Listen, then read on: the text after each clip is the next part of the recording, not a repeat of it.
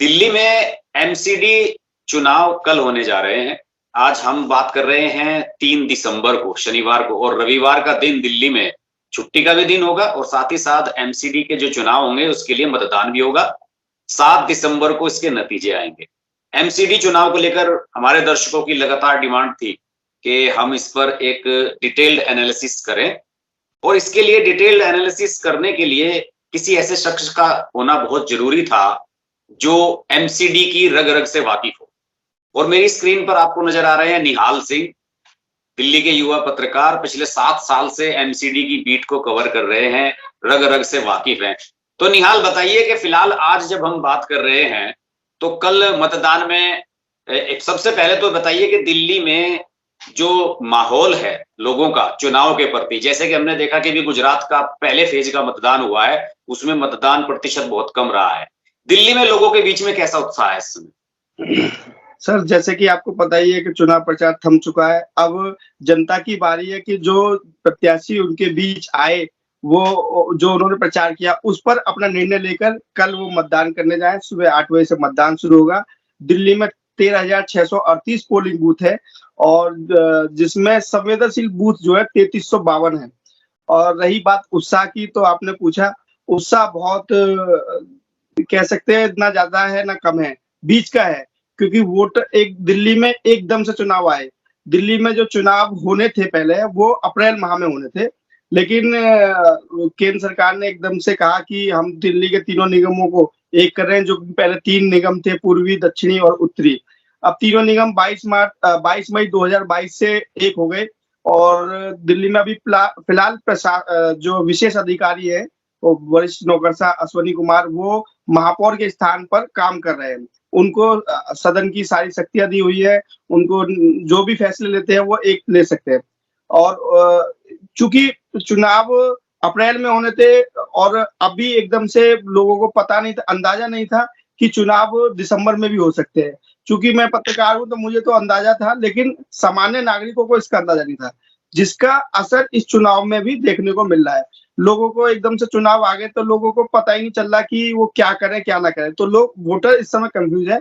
और हालांकि राजनीतिक दलों के प्रचार से थोड़ा वोटर में उत्साह आया, लेकिन उतना नहीं आया जितना कि लोकसभा और विधानसभा में होता है। मैं सभी पॉलिटिकल पार्टीज की रैली में करने गया हूँ। जो वोटर जो उनके, क्योंकि रैली में और जनसभाओं में जो पॉलिटिकल पार्टीज का ज्यादातर कैडर वोट आता है, जो सुनने वाला होता है, तो उनमें भी उत्साह इतना नहीं दिखा। वो लोग भी बस ठीक है, औपचारिकता हो रही है, चुनाव हो रहा है, रैली होनी है, ये होना है, ये है। तो उत्साह इतना नहीं है। यही वजह है कि इस बार मतदान का प्रतिशत बढ़ाने की बहुत बड़ी चुनौती राज्य चुनाव आयोग के है। और दिल्ली की बात करें तो दिल्ली के नगर निगम चुनाव में मतदान का प्रतिशत वैसे ही कम रहता है। अभी तक निगम का इतिहास है कि 54% से ज्यादा मतदान हुआ ही नहीं है दिल्ली के नगर निगम चुनाव में, जबकि विधानसभा और लोकसभा में ये 67% तक जाता है। तो देखते हैं क्या होगा, लेकिन हमारी तो यही कामना है कि ज्यादा से ज्यादा वोटर वोट करने जाए, ताकि वो अपने पसंदीदा प्रतिनिधि को चुन सके। अच्छा, आपने कहा कि मतदाता मेंटली प्रिपेयर नहीं था कि भाई अप्रैल के बाद दिसंबर में इस तरह से आ जाएंगे, तो क्या राजनीतिक दल प्रिपेयर थे? क्या सबको पता था कि दिसंबर में चुनाव होगा? सर, राजनीतिक दल तो कांग्रेस और आम आदमी पार्टी का पता नहीं, क्योंकि वो इतने प्रिपेयर नहीं थे। उनको लगता था कि कभी भी हो सकता है, क्योंकि जो परिस्थिति, क्योंकि परिसीमन की प्रक्रिया हुई। आपको मैं बता दूं कि परिसीमन का जो समय था ना, 8 जुलाई, मैं अगर सही हूँ, 8 जुलाई 2022 को केंद्र सरकार ने तीनों निगम के जो को एक करने के बाद, जो एक निगम है उसकी वार्ड की संख्या 272 से घटा के 250 कर दी गई। उसका फिर क्योंकि परिसीमन होना था, 250 वार्ड हो गए, 22 वार्डों को हमें घटाना था। तो 8 जुलाई 2022 को केंद्र सरकार ने एक 3 सदस्यीय कमेटी बनाई, जिसको परिसीमन की जिम्मेदारी दी गई और जिसका समय 4 महीने का रखा गया। आपको बता दूं कि देश भर में जितने भी परिसीमन हुए हैं वो साल, 2 साल, 3 साल, 4 साल में होते हैं। ये एकमात्र ऐसा परिसीमन है जो 2.5 महीने में कंप्लीट हो गया, जिसकी समय सीमा 9 नवंबर 2022 थी परिसीमन पूरा करने की। वो परिसीमन अक्टूबर 15-16 को ही पूरा हो गया। और जिसकी परिसीमन की पूरी समय सीमा 9 नवंबर थी, और दिल्ली में 4 नवंबर को आचार संहिता की घोषणा होगी। तो इतनी तेजी से काम हुआ, मतलब लोगों को भी अंदाजा नहीं था, पॉलिटिकल पार्टीज को भी नहीं था। तो लोग तो कहते हैं कि परिसीमन की समय सीमा से पहले थोड़ी हो सकता परिसीमन। परिसीमन तो हमेशा जो डेट दी जाती है उससे 3 साल 6 महीने आगे जाता है। लेकिन ये परिसीमन पहली बार देश में मुझे लगता है ऐसा परिसीमन हुआ जो 2.5 महीने में ही पूरा हो गया। नहीं तो परिसीमन अगर जल्दबाजी में हुआ है तो कुछ इसमें वार्डों की जो परिसीमन हुए, इतने वार्ड बने, 3 वार्डों को पहले 270 के करीब थे, उन्हें 250 में समेटना, रिकंस्ट्रक्ट करना, सबको मतदाता सूचियां बनाना, तो इसमें खामियां भी बहुत सी रही होंगी। नहीं सर, खामी तो अभी तक तो ऐसी ज्यादा कोई खामी सामने नहीं आई है, क्योंकि पहले एक ड्राफ्ट राज्य चुनाव आयोग द्वारा सार्वजनिक किया गया था। उसमें कोई लोगों की सभी दलों की राजनीतिक दलों की आपत्ति थी, तो उसको राज्य चुनाव आयोग ने ठीक कर दिया। चूंकि परिसीमन में 22 वार्ड कम हो गए, तो 22 वार्ड एकदम से नहीं घटाए। तो जिसमें 7 वार्ड थे उसमें 6 कर दिए, जिसमें 5 थे 4 कर दिए, जिसमें 4 थे उसमें 3 कर दिए। लेकिन कुछ कुछ विधानसभा जिसमें 3 थे, उन 3 का वार्ड सीमा ही बदल गई। और इसमें जो एक आपके दर्शकों को मैं बता देता हूँ, एक जो खास बात है और जो लोगों को समझ में आ रही है, और इसलिए लोग एक नतीजे पर नहीं पहुंच पा रहे कि माहौल किस पक्ष में है। दिल्ली में परिसीमन जो है, पहले आपको पता है कि झुग्गियों के मतदाता काफी मतदान में काफी वो करते हैं कि उनका वो जिस तरफ वोट देंगे उस तरफ ही नतीजा आता है। लेकिन आपको मैं बता दूं कि जैसे एक वार्ड में एक विधानसभा में 4 वार्ड हैं, 4 में से 3 वार्ड में जो है 2 वार्ड में कह सकते हैं, 2 वार्ड में झुग्गी नहीं है और 2 वार्ड बिल्कुल पॉश है। मतलब 2 वार्ड में झुग्गी है, 2 वार्ड बिल्कुल पॉश है। तो इसका फायदा देखो किसके मिलता है, लेकिन संभावना ये मानी जा रही है कि इसका फायदा बीजेपी को मिलता है, क्योंकि झुग्गियों में से वोट बीजेपी को नहीं मिलता है। अब जब झुग्गी वाला वोट एक तरफ पड़ेगा और पॉश वाला वोट जो मिडिल क्लास और हायर मिडिल क्लास जो बीजेपी का मतदाता माना जाता है वो एक तरफ वोट देगा, तो कांटे की टक्कर है। देखते हैं क्या होगा। 150 वार्ड ऐसे हैं। और एक और बात बता देता हूँ मैं आपको, जो मुस्लिम सीट है उनके जो जैसे मुस्लिम मतदाता भी काफी कुछ तय करते हैं दिल्ली में। अब कुछ सीटें ऐसी हैं जो पूरी तरह इसमें मुस्लिम मतदाता ना के बराबर ही हो गए, तो ये भी नतीजे तय करेंगे। तो आपने बताया कि मुस्लिम वार्ड कितने हैं जिनमें मुस्लिम बहुल है? सर इसमें करीब 50 के करीब वार्ड हैं जो मुस्लिम बहुल हैं, जो कि तय करते हैं कि किधर देना है। हाँ, अच्छा, आपने बिल्कुल आप उसी जगह पे ले आए जहां पे मैं बात को ले जाना चाह रहा था। आपने इस परिसीमन में ही सारी बात कह दी कि झुग्गी वर्सेस पॉश इलाके मतलब जो प्लान्ड इलाके बने हुए हैं, दिल्ली के एमसीडी से अप्रूव्ड इलाके हैं, कॉलोनियां हैं, सोसाइटीज हैं, आपने उनकी बात कही। तो जाहिर सी बात है, आपकी बातों से मुझे ये लगा कि जो पॉश इलाका है, मध्यम वर्गीय है, वो बीजेपी को वोट करता है। जो झुग्गी झोपड़ी वाला इलाका है, जो जिन्हें कहते हैं कि वो बड़े डिसाइडर होते हैं, वो शायद आपकी बातों से मुझे लगा कि आम आदमी पार्टी की तरफ जाएगा। लेकिन अरविंद केजरीवाल आरडब्ल्यूए सोसाइटीज में जा रहे हैं और वहां कह रहे हैं कि हम आपको मिनी पार्षद बना रहे हैं एमसीडी में। तो फिर अरविंद केजरीवाल को ये लग रहा है कि ये झुग्गी झोपड़ी वाली मेरे तरफ है, कुछ मीडियम क्लास को भी कर लिया जाए अपनी तरफ। हाँ सर, ये वही कदम है, क्योंकि आरडब्ल्यूए में जो लोग होते हैं वो थोड़े से कह सकते हैं हायर और मिडिल के बीच वाले लोग हैं, जो कि जो कि क्षेत्र की समस्याओं से परेशान होते हैं। उनकी कोशिश होती है कि प्रशासन से मिलकर क्योंकि पढ़े लिखे भी मिडिल क्लास में थोड़े से लोग होते हैं, तो वो प्रशासन से मिलकर अपनी समस्या का समाधान कर सके। दिल्ली में आरडब्ल्यूए की उपयोगिता बहुत है, और इसको इन्होंने जो शीला दीक्षित के समय पर भागीदारी योजना थी, जिसमें 5000 से अधिक आरडब्ल्यू रजिस्टर्ड थी, जिसमें आरडब्ल्यू को पैसा देके उनसे उनके इलाके के काम कराए जाते थे, भागीदारी जो योजना थी, तो वही वाली उसको इन्होंने टारगेट किया है अरविंद केजरीवाल ने। और कोशिश है कि उस मध्यम वर्गीय और हाई क्लास तक की पहुंचा जाए। हालांकि कई आरडब्ल्यू की इसके प्रतिक्रिया सकारात्मक नहीं आई है, तो देखना होगा। क्यों सकारात्मक क्यों नहीं है? उन्हें क्या गलत लगता है इसमें? सकारात्मक इसलिए लगता है क्योंकि जो एक कहा गया कि मोहल्ला सभा बनाएंगे, जब 2013 में अरविंद केजरीवाल आए थे और उन्होंने कहा था कि हम मोहल्ला सभा बनाएंगे। शुरुआत के 5-6 महीनों में इसका कुछ हुआ था, कुछ मोहल्ला सभाओं की बैठक हुई थी, लेकिन उसके बाद से वो मोहल्ला सभा वाला बंद हो गया। तो उस समय आरडब्ल्यूए अपने आप को मोहल्ला सभा ही समझ रहे थे। अब दरअसल क्या है, आरडब्ल्यूए की आपत्ति ये है कि एक आरडब्ल्यूए बनाने के लिए 7 मेंबर होते हैं। 7 मेंबर की आवश्यकता होती है, 7 लोग जाएँ तो अपना डीएम ऑफिस से आरडब्ल्यू रजिस्टर करा सकते हैं। अब दिक्कत ये है कि एक फ्लैट दिल्ली में बहुमंजिला मकान आ गए और वो बोल रहे हैं कि मान लो एक फ्लैट बिल्डिंग में 7 लोग रहते हैं और 7 लोगों ने आरडब्ल्यू रजिस्टर करा ली, तो कितनी आरडब्ल्यू बन जाएंगी वो तो। और फिर इसमें पिक एंड चूज का उनको डर है कि हो सकता है कुछ खास लोगों को इसका लाभ मिले, तो वो इसलिए इसके मतलब इससे थोड़ा सहमत नहीं है इस वाले प्लान से।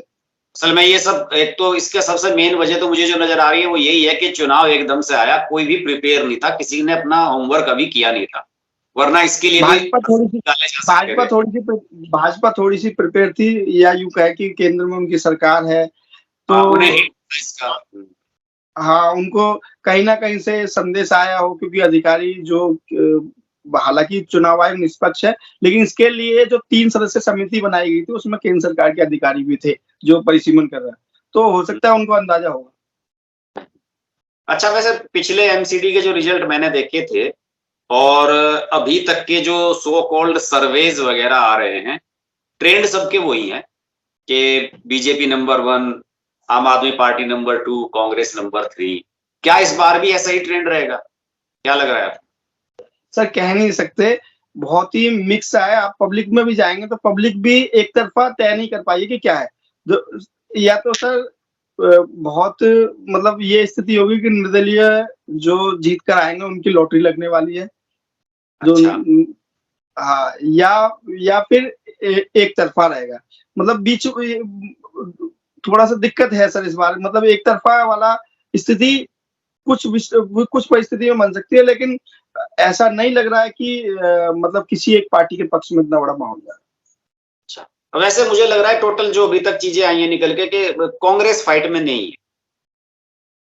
कुछ सीटों पे है सर, करीब आपने आपको क्योंकि पश्चिमी उत्तर प्रदेश का एनालिसिस करते रहते हैं, तो मैं आपको बता दूं कि दिल्ली में इस बार चुनाव का ध्रुवीकरण नहीं हुआ है। दिल्ली में आपने देखा होगा हिंदू मुस्लिम हुआ ही नहीं। इसकी एक वजह है कि कांग्रेस बीजेपी नहीं चाहती थी कि ध्रुवीकरण हो। आपको ये जान के हैरानी होगी कि बीजेपी नहीं अच्छा। चाहती थी, क्योंकि कांग्रेस कुछ सीटों पे, मुस्लिम सीटों पे बहुत अच्छा लड़ रही है, तो बीजेपी के जो नेता ही अक्सर विवादित बयान देते हैं जिससे हिंदू मुस्लिम होता है, और दूसरी तरफ जब बीजेपी के दूसरे नेता भी देते हैं और तो होता है। लेकिन इस बार आपने देखा होगा कि चुनाव में कुछ ऐसा नहीं हुआ पोलराइजेशन हो जिससे ध्रुवीकरण मतदाताओं का हो, तो देखते हैं सर, ये भी क्योंकि ये चाहेंगे मुस्लिम वोट जो है वो स्प्लिट हो, बटे वो आप कंफ्यूज रहे कि आपकी तरफ जाएं या कांग्रेस की तरफ जाएं, वो कंफ्यूज रहे, है ना, जिससे बिल्कुल सही, बीजेपी। बिल्कुल सही कहा आपने। एमसीडीज के जो चुनाव हैं, जैसे कि हमने बहुत उत्तर प्रदेश में भी देखा, नगर पालिका के चुनाव होते हैं, इनमें सही मायनों में जो निर्दलीय होते हैं उनकी भी बहुत बड़ी भूमिका होती है, जो इंडिपेंडेंट जीत के आते हैं और बहुत बड़ी संख्या में होते हैं वो, है ना। तो इस दिल्ली में इस चुनाव के लिए सर हमें 2012 के चुनाव का एनालिसिस करना चाहिए, जहाँ पे निर्दलीय बड़ी बड़ी मात्रा में जीत के आए थे, 20-25 निर्दलीय। उसके बारे में बताओ कुछ, थोड़ा सा हमें हिंट दो आप। वो उस समय बीजेपी को मुझे याद है 272 में से 136 के करीब, 126 के करीब सीटें मिली थी। तो हर वार्ड का चेयरमैन भी बनाना होता है, तो वार्ड का चेयरमैन होने के लिए वहां पर भी बहुमत, एक तो मेयर बनाने के लिए बहुमत चाहिए, फिर वार्ड का चेयरमैन बनाने के लिए बहुमत चाहिए। तो ऐसी भी एक ऐसा समय आया था, बहुमत नहीं था, बीजेपी के पास स्पष्ट बहुमत नहीं था और निर्दलीय भी थे, तो एक बीजेपी का मेयर बन गया था और कांग्रेस का डिप्टी मेयर बन गया था। अच्छा। हाँ, प्रवीण राणा उस समय कांग्रेस से थे, वो डिप्टी मेयर बन गए क्योंकि बहुमत स्पष्ट नहीं था, तो निर्दलीयों से बीजेपी ने महापौर तो जिता लिया, लेकिन कांग्रेस ने फिर वहां पर सेटिंग करके थोड़ा सा उनको मनाकर फिर वो डिप्टी मेयर जीत गए। तो ऐसा भी दिल्ली में हुआ है। अच्छा, इस बार जैसे तीनों एमसीडी एक हो गई है, तो इसकी जो फंक्शनिंग होगी, कामकाज होगा, वो किस तरीके से प्लान होगा, इसका ऑफिस कहाँ से कंडक्ट होगा, ये मेयर क्या पूरा एक बनेगा, कैसे, इसका छोटा सा हमारे दर्शकों को बता। सर दिल्ली में 3 निगम एक हो गए। पहले 3 जगह 2 दक्षिणी और उत्तरी निगम का मुख्यालय जो रामलीला मैदान के पास सिविक सेंटर है वहां से चलता था, और पूर्वी दिल्ली का मुख्यालय परपरगंज में उद्योग भवन से चलता है। अब चूंकि तीनों निगम एक हो गए और दिल्ली नगर निगम का मैं कहता हूँ कि सबसे आधुनिक अगर किसी का मुख्यालय दिल्ली में केंद्र सरकार का भी नहीं है, वो है दिल्ली नगर निगम का मुख्यालय। 28 मंजिला का ये मुख्यालय सिविक सेंटर जो रामलीला मैदान के पास है, वो निगम का मुख्यालय सुंदर इमारत है, मैंने देखी है वो। हाँ, सिविक सेंटर, जो कि अगर आप वहां से सबसे ऊपर से जाएं तो क्या कहते हैं, मध्य दिल्ली से लोटस टेम्पल और हरियाणा के कुछ इलाके भी दिखते हैं, और दूसरा वहां पे ऊपर जाने पे फिर उत्तराखंड और हरियाणा के नेटवर्क भी आने लगते हैं मोबाइल में। हाँ, उसमें बड़े अच्छे मीटिंग हॉल्स वगैरह भी हैं, बहुत आधुनिक है और बहुत स्वच्छ है। बहुत मतलब एक समय ऐसा था कि जब शीला दीक्षित दिल्ली की मुख्यमंत्री थी तो उनकी नजर इस पर थी कि हम इसको ले ले, दिल्ली सरकार का सचिवालय बना दे, लेकिन वो हो नहीं पाया। तो एक तो ये हो गया। दूसरा, दिल्ली का एक मेयर होगा। दिल्ली में हर साल मेयर का चुनाव होता है और नियम के अनुसार। तो पहला जो मेयर होगा वो महिला मेयर, जो भी महिला पार्षद चुन के आएगी, जिसके पास भी बहुमत होगा वो महिला होगी, क्योंकि पहला जो साल है महिला के लिए आरक्षित होता है। दूसरा, कोई भी व्यक्ति बन सकता है। तीसरा, दलित अनुसूचित जाति के जो पार्षद होता है उसके लिए आरक्षित होता है, और फिर चौथा पांचवा कोई भी बन सकता है। अच्छा, चौथा पांचवे में कोई भी बन सकता है, सामान्य है। मतलब एक तरीके से पहला महिला के लिए आरक्षित है। हाँ, मतलब वो है। और इसमें दल बदल कानून लागू नहीं होता है निगम में। अच्छा तो इसमें तो सभासदों, इनकी पार्षदों की मौज रहती होगी पूरी। सर बिल्कुल रहती है। निर्दलीय पार्षद अभी पिछले निगम के चुनाव में डिप्टी मेयर तक बन गई। अच्छा, हाँ। तो अब इसमें थोड़ा सा इस बार ये बात कर लें हम कि मैंने कुछ अखबारों में जो चीजें निकली हैं एमसीडी के बारे में, मैंने देखा गोपाल राय हैं आम आदमी पार्टी के, उन्होंने घोषणाएं की हैं कि हम ये कराएंगे। कांग्रेस वालों का है, आदेश गुप्ता है बीजेपी के, इन्होंने भी आज काफी अखबारों में छापा भी है। और एक खबर ये छपी है कि योग प्रशिक्षक है उन्हें कल सैलरी दिलवाई गई और आचार संहिता का उल्लंघन हुआ क्योंकि प्रचार का काम खत्म हो चुका है। तो ये सब चीजें तो खैर चुनाव के दौरान चलती ही रहती हैं। लेकिन मैंने एक सोशल मीडिया पर एक सर्वे बहुत वायरल हो रहा है, और ये जो सर्वे है, इस सर्वे को ये कोई पाठक हैं, इनके क्या नाम है, राज्यसभा एमपी संदीप पाठक डॉक्टर, तो इनके नाम से एक ये फाइल का जो एक चित्र है वो वायरल हो रहा है। हम दर्शकों को दिखा भी देंगे वो चित्र लगा के। ये क्या है, ये किस तरह का सर्वे है, कुछ है इसका वजूद? इसकी पुष्टि सर अभी नहीं हो पाई है। संदीप पाठक पंजाब विधानसभा चुनाव में पंजाब के प्रभारी थे। पूरा सर्वे से लेकर पूरा एनालिसिस का काम वो देख रहे थे, और पंजाब चुनाव जीते तो आम आदमी पार्टी ने उनको सबसे बड़ा क्रेडिट दिया था। यही वजह है कि पंजाब चुनाव जीतने के बाद उनको राज्यसभा भी आम आदमी पार्टी ने भेजा। एक जो आप जिस कागज की बात करें वो कागज मैंने भी देखा, और सुबह से फेसबुक, ट्विटर और सब जगह मैं उसको देख चुका हूँ। तो अब पता नहीं कितना सत्य है, ये तो आम आदमी पार्टी को पुष्ट करना चाहिए कि सत्य कि नहीं सही सत्य है। इसमें 153 सीटें बीजेपी को देती हुई दिखाई गई है, और 63 के करीब सीटें आम आदमी पार्टी को, 26 क्या कहते हैं कांग्रेस को। अब पता नहीं कितना सही है, लेकिन नतीजे ऐसे ही मुझे लगता है आने वाले हैं कि चाहे वो आम आदमी पार्टी के पक्ष में हो 153 सीटें, चाहे वो बीजेपी के पक्ष में हो, नतीजे इस तरीके के ही हो सकते हैं, क्योंकि 40 सीटों पे कांग्रेस का मतलब कड़ा मुकाबला, कांग्रेस के उम्मीदवारों। आपका मानना है कि ट्रेंड ऐसा ही होगा, भले ही आम आदमी पार्टी के बिल्कुल ऐसा ही होता है जी, बिल्कुल ऐसा ही होता है। ये केवल परिसीमन की वजह से ऐसा हो रहा है, जो परिसीमन बना हुआ है उसकी वजह से ऐसा लग रहा है। 150 इस पता नहीं वो कहना सही होगा या नहीं होगा, लेकिन 150 वार्ड ऐसे हैं जो बीजेपी को जहां पर सीधे सीधे फायदा हो रहा है परिसीमन के बाद। अच्छा, कैसे? जैसे मैं समझा नहीं, थोड़ा सा हिंट दीजिए। आपको मैंने बताया था कि झुग्गी वाला वोट एक तरफ कर दिया है, ऐसे ही मुस्लिम वोट भी एक तरफ कर दिया है। तो 150 वार्ड भी मतलब वो किस मंशा से किया है, इस तरीके से हो गया है कि ये 100% बीजेपी के पक्ष में है, ये 100% आम आदमी पार्टी के पक्ष में है, ये 100% कांग्रेस के पक्ष में जाएगा, है ना? इस तरह से किया गया परिसीमन। मतलब कांग्रेस वाला तो है ही नहीं, कांग्रेस वाला तो जो वोटर है वो आम आदमी पार्टी का ही वोटर है, बीजेपी का अपना कैडर वोटर है, और हाँ। जो स्विंग वोटर होता है उसकी वजह से बीजेपी जीतती है। और आम आदमी पार्टी झुग्गी और मुस्लिम और मिडिल क्लास का वोट लेकर जीतती है। बिजली पानी दिल्ली में बहुत बड़ा मुद्दा रहा है, और जिसकी वजह से अरविंद केजरीवाल सरकार 3 बार से लगातार जीत रही है, और निगम में ये उनका दूसरा चुनाव है। 2017 में वो करीब 47 सीटों पर जीते थे 272 में से, और इस बार उनके परिसीमन के बाद उनके प्रत्याशियों की थोड़ा-सा डर में है। बीजेपी के प्रत्याशी भी इतना कॉन्फिडेंट नहीं है, लेकिन परिसीमन के बाद प्रत्याशियों में डर है कांग्रेस और आम आदमी पार्टी। नया नया परिसीमन है, किसी को आइडिया भी नहीं है कि किस तरीके का जनता का उसमें समावेश हुआ है, किस तरह का उनका ट्रेंड है, वो लोग घर से निकल के वोट डालने वाले हैं या नहीं, ये आइडिया इस चुनाव में ही होगा। जी सर, वो पूरा इसलिए तो राजेंद्र नगर का जो उपचुनाव हुआ, बीजेपी के लिए वो एक गढ़ माना जाता है, राजेंद्र नगर, है ना? तो वहां पर क्या हुआ कि मतदाता घर से नहीं निकला और झुग्गियों ने धर-धर के वोट दिए। तो यही वजह थी कि आम आदमी पार्टी वहां पर जीत गई। और बीजेपी के दिल्ली में कोई भी गढ़ नहीं रहा, आम आदमी पार्टी के पास ही सीट थी, वो पहले भी राघव चड्ढा की, और वो 5 बार से वो बीजेपी वहां पर जीतती रही है। वो 2013 और 15 में वो आम आदमी पार्टी, 2013 में भी नहीं, 2015 और 20 में आम आदमी पार्टी वहां जीती। 13 में तो आरपी सिंह जीते थे वहां से। हाँ, आरपी सिंह थे। तो ऐसा है, अब देखते हैं सर क्या होता है। बड़ा रोचक चुनाव है दिल्ली नगर निगम का। अच्छा, आप लगातार चुनाव को कवर कर रहे थे, सब क्षेत्र में देख रहे थे, कोई ऐसी चीज मुझे बताइए कि जनता के बीच में, वैसे तो आज की तारीख में मुद्दों को लेकर चुनाव लड़े नहीं जाते हैं, हकीकत बात तो यही है, लेकिन दिल्ली में जैसे कि बहुत पोल्यूशन को लेकर बहुत शोर मचता है, और अभी चुनाव के माहौल में ही इन दिनों भी पोल्यूशन का बड़ा हंगामा मचा हुआ था। जनता के बीच में पोल्यूशन, कूड़े का ढेर, ये कहीं मुद्दे नजर आते हैं या नहीं? सर, दोनों भाजपा और आम आदमी पार्टी का दोनों का कैंपेन एक दूसरे की एंटी इनकम्बेंसी के खिलाफ था। आम आदमी पार्टी जहां भाजपा के निगम के 15 साल के को कुशासन बताकर उसके खिलाफ लड़ रही थी कि गंदगी हो गई जगह जगह, और देखो जी कूड़े के पहाड़ लग गए, तो आम आदमी पार्टी का कैंपेन इस वजह।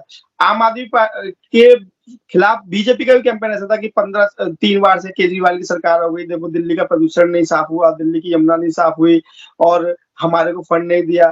तो दोनों का कैंपेन एक दूसरे की एंटी इनकम्बेंसी के खिलाफ था। मतलब जहां भाजपा का 15 साल का पार्षद वहां पर है, तो वहां पर 3 बार के आम आदमी पार्टी का विधायक भी है। तो वो आम आदमी पार्टी जनता को ये बता रही थी कि देखो, नहीं, बीजेपी जनता को ये बता रही थी कि आम आदमी पार्टी का देखो ये विधायक है, तो आपकी समस्याओं का इन्होंने भी कुछ समाधान नहीं किया है। वही आम आदमी पार्टी कह रही थी कि देखो 15 साल से बीजेपी का पार्षद है, इन्होंने भी कुछ नहीं किया है। तो दोनों एक दूसरे की एंटी इनकम्बेंसी को अपने पक्ष में करने की कोशिश में थे। हाँ, देखिए ये दोनों के पास पलड़ा बराबर था, उनके पास भी कहने के लिए कुछ है, लेकिन ये दिल्ली विचित्र है साहब यहाँ पे, क्योंकि 15 साल पहले शीला दीक्षित की सरकार थी, जब भी यहाँ बीजेपी आ गई थी एमसीडी में, और अभी लगातार 3 बार से अरविंद केजरीवाल चीफ मिनिस्टर बन रहे हैं, तब भी बीजेपी एमसीडी में चल रही है। तो यहाँ के मतदाताओं का मैं समझ नहीं पाया हूँ वास्तव में। उत्तर प्रदेश वगैरह में तो जिसकी सरकार होती है सब उसी के साथ हो लेते हैं, लेकिन दिल्ली का मतदाता क्या? वो दिल्ली का क्योंकि इसलिए नहीं समझ में आता कि दिल्ली एक मिनी इंडिया है, यहाँ पे हर प्रांत के लोग आते हैं, तो उनके टेंडेंसी को आप समझ नहीं सकते जब तक कि आप हर एक से बात नहीं कर लेते। तो एक अंदाजा, एक वो एकदम से लहर जैसी बात होती है, वो एक तरफ से नहीं मिल पाता। 2015 में हमने देखा, 2013 में देखा कि केजरीवाल के समर्थन में इतना बड़ा बहुमत आया। चलिए निहाल, आपने बहुत सारी जानकारी दे दी, और आपके पास तो आंकड़े इतने सारे थे, आपके दिमाग में याद है, मुझे बड़ा अच्छा लगा आपसे बात करके। और मैं कोशिश करूंगा कि जब नतीजे आए उसके बाद भी एक बार हम आपसे बात करें, क्योंकि आप वैसे बिजी रहोगे, तब फुर्सत मिले तो उस दिन भी हम 10 मिनट के लिए आपसे बात करेंगे। Thank you Nihal. जी thank you sir, thank you. अगर आपको हमारी वीडियो पसंद आई तो वीडियो को लाइक करें, चैनल को सब्सक्राइब करें और नोटिफिकेशंस के लिए बेल आइकन को प्रेस करें।